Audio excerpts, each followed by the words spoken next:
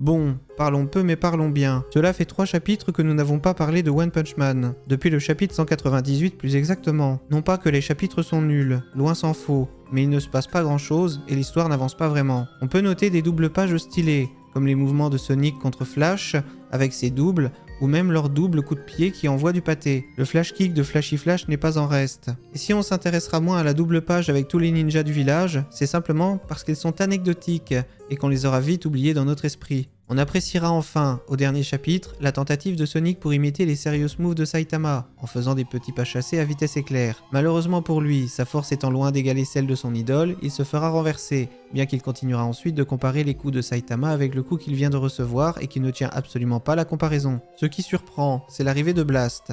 Il s'interpose dans une magnifique double page, qui lui est également dédiée, puis dans une seconde, pour calmer tous les ninjas à coups de poing à travers ces téléporteurs dimensionnels qui sont juste superbes. Le chapitre se clôt sur le comment de sa présence, qui est, au passage, absolument tiré par les cheveux. C'est Rex qui lui aurait montré le chemin grâce à son flair. Mais sachant que Rex est un monstre, et que Blast doit le sentir, pour quelle raison lui aurait-il fait confiance? Ça me dépasse. Blast avait auparavant épargné le monstre avec l'œil, mais c'était parce que Saitama lui avait expliqué que c'était leur guide. Sauf que là, personne ne lui a expliqué qui était Rex.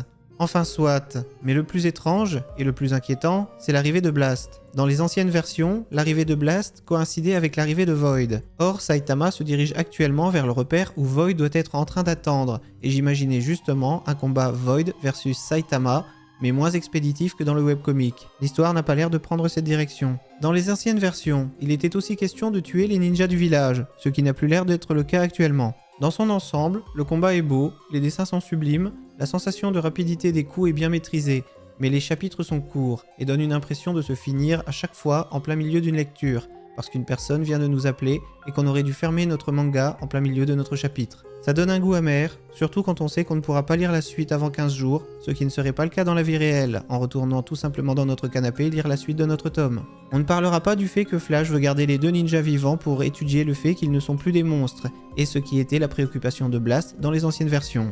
Blast avait une vraie motivation, mais quelle serait celle de Flash? Je l'ignore. Dans tous les cas, One Punch Man nous laisse à l'heure d'aujourd'hui un goût plutôt amer dans la bouche, autant en manga qu'en animé pour la future saison 3.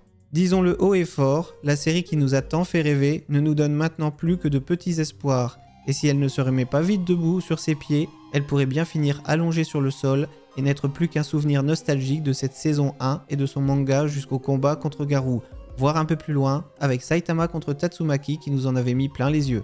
Et je clôt donc cette vidéo, de la même façon qu'un chapitre, sans laisser d'avis final, mais après tout, on se revoit dans un mois, alors pourquoi clore la vidéo? C'est y part.